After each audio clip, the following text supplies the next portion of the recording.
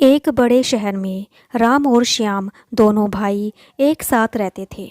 दोनों भाइयों ने कॉलेज भी पूरा कर लिया था। उनके परिवार में अब कोई नहीं था। वो अपने चाचा के यहाँ रहते थे। राम, अब हमारा कॉलेज भी पूरा हो गया है। मुझे लगता है भाई कि अब हमें कोई बिजनेस कर लेना चाहिए। श्याम, हमें उसके लिए बहुत पैसे चाहिए होंगे जो हमारे पास नहीं है। राम, हम चाचा से पैसे ले लेते हैं। श्याम, उन्होंने हमें पढ़ाया लिखाया है, हम उनसे पैसे कैसे ले सकते हैं। अब हमें कमा कर उन्हें देना चाहिए, क्योंकि चाचा ने ही माँ बाप के जाने के बाद हमें पाला है।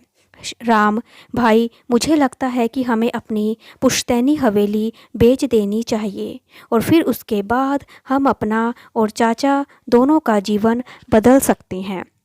श्याम, हाँ, बात तो ठीक है। फिर कल सुबह अपने गांव राघवपुर के लिए निकलते हैं। वैसे भी वो हवेली खंडर है, उसे रखने का कोई फ़ायदा नहीं है। श्याम और राम सुबह की योजना बनाकर सो जाते हैं। अगली सुबह दोनों भाई उठकर राघवपुर के लिए बस में बैठकर निकल आते हैं। कुछ घंटों बाद अपने गांव पहुंच गए। राम, अब यहाँ कैसे पता चलेगा कि हमारा घर कौन सा है? श्याम, चाचा ने बताया था कि जो सबसे बड़ा होगा वही हमारा घर होगा। राम, हाँ, और सबसे पुराना भी होगा। और श्याम, कोई नहीं, चल कर ढूंढते हैं। दोनों भाई अपनी पुश्तैनी हवेली ढूंढ रहे थे, तभी उन्हें एक आदमी राजू मिला। श्याम, अरे भाई, ये राघवपुर गांव है या नहीं? राजू, नहीं, ये जनकपुर है। श्याम, लेकिन बस वाले ने तो हमें यही उतारा है। राजू, जब बस वाले ने यही उतारा तो यही होगा ना। श्याम, अजीब पागल है, जो पूछा है उसका सीधा सीधा उत्तर क्यों नहीं दे रहा? राजू, तुम मुझे मैं पागल लगता हूँ क्या बे? श्याम, ठीक है भाई, हमारी गलती है। अब हमें ये बता दीजिए कि यहाँ सबसे पुरानी हवेली के लिए रास्ता कहाँ से जाता है? राजू, मेरी उम्र बहुत ज़्यादा हो गई है, लेकिन मैंने कभी इस रास्ते को कभी भी जाते नहीं हुए देखा। श्याम, जाना तुमको भी पड़ेगा। श्याम, ठीक है भाई, तुम हमें माफ़ कर दो, हम खुद चले जाएंगे, तुम हमें रास्ता बता दो। राजू, मेरी मर्जी, मैं तुम्हें माफ़ करूं या नहीं करूं। और इसके बाद श्याम, अजीब आदमी है यार। राम, चलो भाई चलते हैं। इसके सच में और इसके क्रूर कुछ ज़्यादा ही ढीले हैं। राजू अकेले ही खड़े होकर हंसने लगता है। राम और श्याम दोनों पुश्तैनी हवेली को ढूंढने के लिए आगे बढ़ जाते हैं। दोनों राघवपुर की गलियों में इधर उधर देख रहे होते हैं, तभी एक बड़ी सी हवेली दिखाई दी जो खंडर बने लगती थी।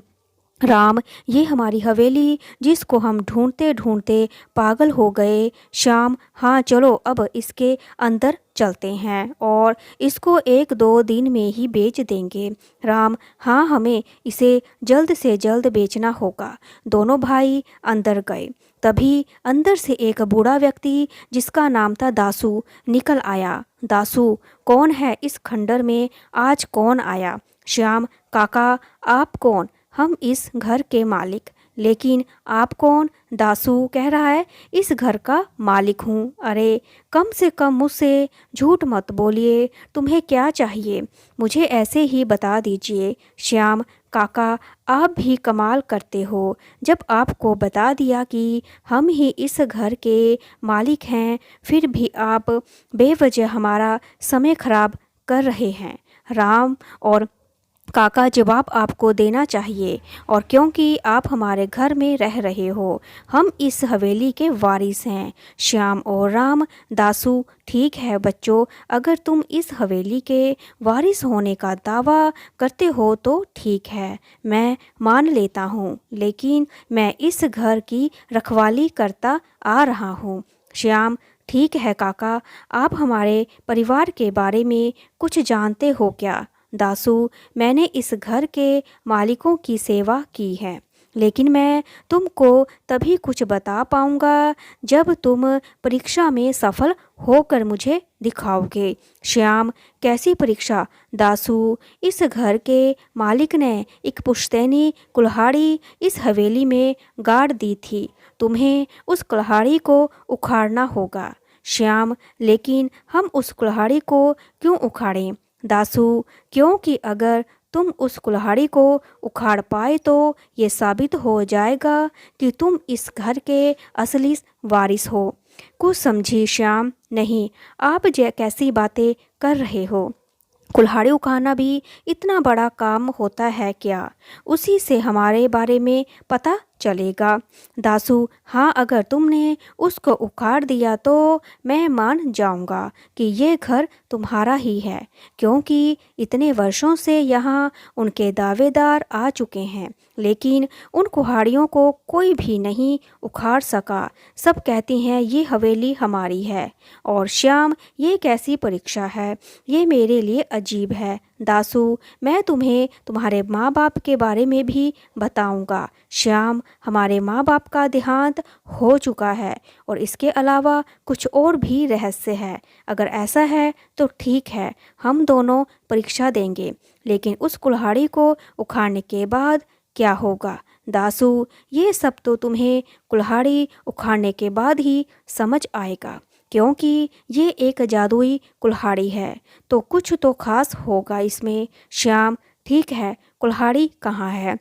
दासू, बेटा देख लेना, अगर तुम सच में इस हवेली के वारिस हो तभी इस कुल्हाड़ी को उखाड़ने की कोशिश करना, वरना जान से हाथ धो सकते हो। श्याम, हम सही हैं, इसलिए हमें कोई डर नहीं है। इसलिए आप जल्दी से उस कुल्हाड़ी के पास हमें ले चलो। दासू उन्हें हवेली के अंदर ले गया और वहाँ एक पेड़ था। दासू, ये पेड़ की जड़ में जो कुल्हाड़ी है तुम्हें उसे उखाड़ना है। और ठीक है, वैसे आज तक कोई परीक्षा में पास नहीं हो सका। अगर तुमने उसे उखाड़ दिया तो मैं तुम्हें आखिरी परीक्षा और दूंगा। श्याम, इतनी सी कुल्हाड़ी के लिए हमें डरा रहे हैं। इसको उखाड़ना मेरे बाएं हाथ का काम होगा। दासू, हाँ ठीक है, आप इसको उखाड़ लो। अगर तुम सच में इस हवेली के वारिस निकलोगे तो मेरी भी जिम्मेदारी खत्म हो जाएगी। और श्याम, हाँ ठीक है, मैं इसे अभी उखाड़ता हूँ और आपको जल्दी ही इस जिम्मेदारी से मुक्त भी कर दूंगा। श्याम ने कुल्हाड़ी को पकड़ा, लेकिन उसे वो हिला भी नहीं पाया। दासू, क्यों? तुम भी झूठे हो ना?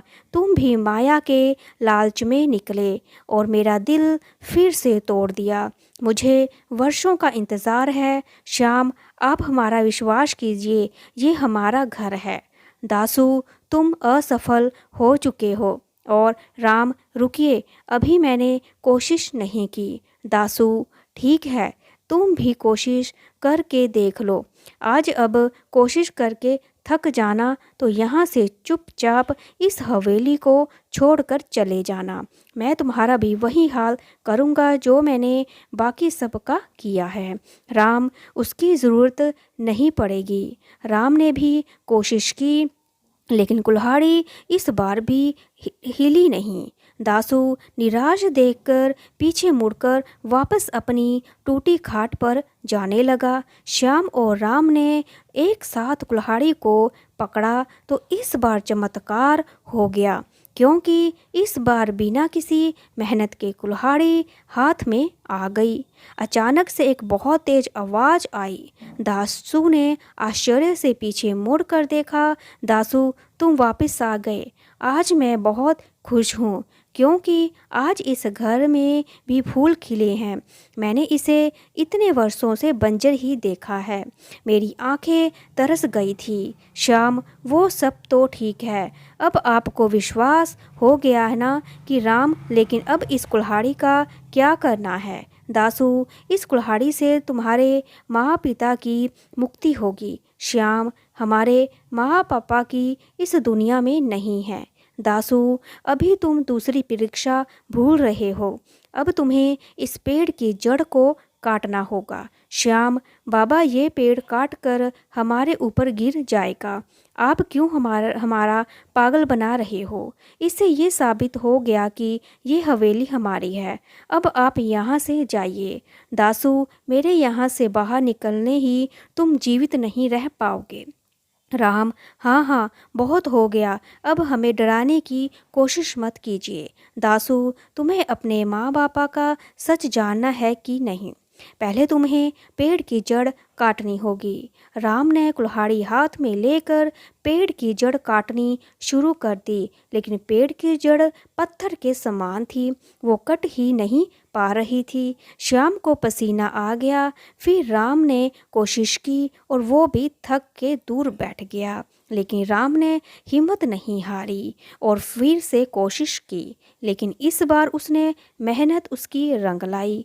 पेड़ की जड़ काट गई और फिर उसने एक पीला प्रकाश निकला। देखते ही देखते पूरा घर पीले प्रकाश से भर गया, जिसके बाद पूरी हवेली नई हो गई।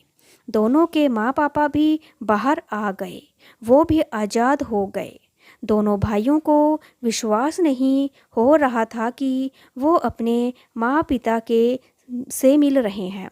पापा, मैं जानता था हमारे बच्चे हमें आज़ाद कराने ज़रूर आएंगे। आज वर्षों बाद मैं अपने बच्चों को देख पा रही हूँ। माँ, आज मैं भी बहुत खुश हूँ। हमने बहुत इंतज़ार किया।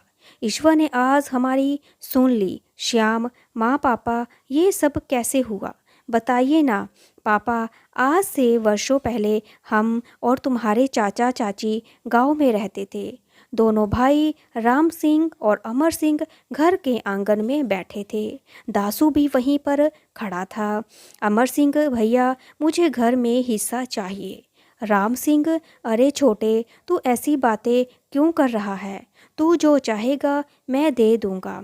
लेकिन ऐसा क्या हुआ कि तुम बंटवारे तक उतर आए? अमर सिंह, मुझे आपकी नीयत समझ आ गई। मेरी कोई औलाद नहीं है, इसलिए आप अपने दोनों बेटों के लिए मेरी जायदाद भी हड़पना चाहते हैं। राम सिंह, छोटे, तुम्हें कोई भ्रम हुआ है।